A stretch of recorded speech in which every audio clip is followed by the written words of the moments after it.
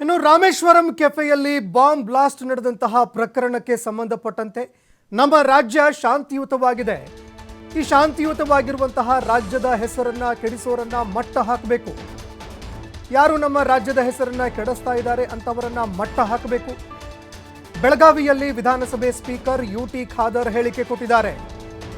ಕೃತ್ಯದ ಹಿಂದೆ ಯಾರಿದ್ದಾರೆ, ಅವರ ಉದ್ದೇಶ ಏನು ಅನ್ನುವಂಥದ್ದು ಗೊತ್ತಾಗಬೇಕು. ಬಾಂಬ್ ಬ್ಲಾಸ್ಟ್ ಪ್ರಕರಣದಲ್ಲಿ ರಾಜಕಾರಣ ಯಾರೊಬ್ಬರು ಮಾಡಬಾರದು. ಬೆಳಗಾವಿಯಲ್ಲಿ ವಿಧಾನಸಭಾಧ್ಯಕ್ಷ ಯುಟಿ ಖಾದರ್ ಹೇಳಿಕೆ ಕೊಟ್ಟಿದ್ದಾರೆ.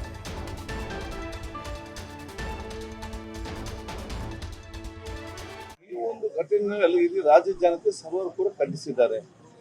ಯಾರೇ ಇವತ್ತು ಇಂಥ ದೇಶದ್ರೋಹಿ ಮತ್ತು ಸಮುದ್ರ ಶಕ್ತಿ ಯಾರಿದ್ದಾರ ಅವರ ಮಟ್ಟವನ್ನು ಅವ್ರನ್ನ ಮಾತಲ್ಲ ಹಿಂದೆದ್ದಂತ ಷಡ್ಯಂತರ ಮಾಡುವಂತ ಅನ್ನೋದು ಕೂಡ ಸರ್ಕಾರ ಇವತ್ತು ಮಟ್ಟ ಹಾಕಲಿ ಬೇಕು. ಶಾಂತಿಯುತವಾದ ಮತ್ತು ನಿರ್ಭಯವಾದ ಸಮಾಜದ ಮಾತ್ರ ಇವತ್ತು ಅಭಿವೃದ್ಧಿ ಮತ್ತು ಜನ ನೆಮ್ಮದಿ ಜೀವನ ಮಾಡಲಿಕ್ಕೆ ಸಾಧ್ಯವಾಗ್ತದೆ. ಅದಕ್ಕೆ ಯಾರು ಇವತ್ತು ಈ ಶಾಂತಿಯುತವಾದ ನಮ್ಮ ರಾಜ್ಯವನ್ನು ಇವತ್ತು ಅದರ ಹೆಸರು ಗೆಲ್ಲಿಸಲಿಕ್ಕೆ ಅಥವಾ ಬೇರೆ ಉದ್ದೇಶ ಇವತ್ತು ಪ್ರಯತ್ನ ಪಡ್ತಿದ್ದಾರ ಅಂಥವ್ರು ಮಟ್ಟ ಹಾಕುವಂತ ಕೆಲಸ ಇವತ್ತು ಸರ್ಕಾರ ಇವತ್ತು ಕ್ರಮ ಕೈಗೊಂಡಿದೆ. ಅದು ಮುಂದೆ ಕೂಡ ತಗೊಂಡು ಹೋಗ್ಬೇಕಂತ ಹೇಳಲಿಕ್ಕೆ ನಾನು ಇವತ್ತು ಬಯಸಿ ಯಾರು ಪತ್ತೆ ಹಚ್ಚಬೇಕು, ಅವರನ್ನು ಮಾತ್ರ ಹಿಂದೆ ಯಾರಿದ್ದಾರೆ, ಉದ್ದೇಶ ಏನು ಅಂತೂ ಇನ್ನು ಮುಂದೆ ಈ ರೀತಿ ಕೃತ್ಯ ಮಾಡಲಿಕ್ಕೆ ಧೈರ್ಯ ಬರದಂತ ಒಂದು ಶಿಕ್ಷಣ ಕೊಡ್ಬೇಕಂತ ಹೇಳಲಿಕ್ಕೆ ನಾನು ಇವತ್ತು ಬಯಸ್ತೇನೆ.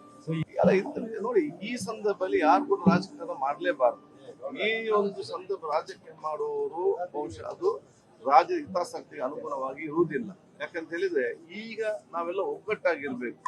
ನಾವೇನದು ನಮ್ಮ ಮಧ್ಯೆ ಭಿನ್ನಾಭಿಪ್ರಾಯ ತಂದ್ರೆ ಅದರ ಪ್ರಯೋಜನವನ್ನು ಈ ದುಷ್ಕರ್ಮಿಗಳು ವಹಿಸ್ತಾರೆ. ಬಾಂಬ್ ಇಡುವಂತ ದುಷ್ಕರ್ಮಿಗಳು, ದೇಶದ್ರೋಹಿಗಳು, ಅವ್ರಿಗೆ ಯಾವುದೇ ಜಾತಿ ಇಲ್ಲ, ಯಾವುದೇ ಧರ್ಮ ಇಲ್ಲ, ಯಾವುದೇ ವರ್ಗ ಇಲ್ಲ. ಅವ್ರು ಏನಾದ್ರು ಇಟ್ಟಂತ ಸಂದರ್ಭದಲ್ಲಿ ಯಾವ ಜಾತಿ, ಯಾವ ಧರ್ಮದ ಯಾವ್ಗೆ ಅಗಾಯ ಆಗ್ತದೆ, ಯಾವ ತಿಳಿ ಹೋಗ್ತದೆ ಯಾರಿಗೂ ಕೂಡ ಗೊತ್ತಿರುವುದಿಲ್ಲ. ಅದಕ್ಕೆ ನಾವು ಮಾನವೀಯತೆ ಇಲ್ಲ ಅಂತ, ಕರುಣೆ ಇಲ್ಲ ಅಂತ, ಮನುಷ್ಯರನ್ನು ನಾವು ಯಾರು ಕೂಡ ಸಹಿಸಿಕೊಳ್ಬಾರ್ದು ಹೇಳಲಿಕ್ಕೆ ಬಯಸ್ತೇನೆ. ಈ ಒಂದು ಘಟನೆಯಲ್ಲಿ ಇಡೀ ರಾಜ್ಯ ಜನತೆ ಸರ್ವರು ಕೂಡ ಖಂಡಿಸಿದ್ದಾರೆ.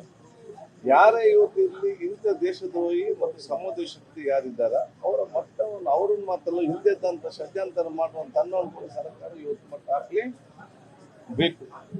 ಶಾಂತಿಯುತವಾದ ಮತ್ತು ನಿರ್ಭಯವಾದ ಸಮಾಜದ ಮಾತ್ರ ಇವತ್ತು ಅಭಿವೃದ್ಧಿ ಮತ್ತು ಜನ ನೆಮ್ಮದಿ ಜೀವನ ಮಾಡಲಿಕ್ಕೆ ಸಾಧ್ಯ.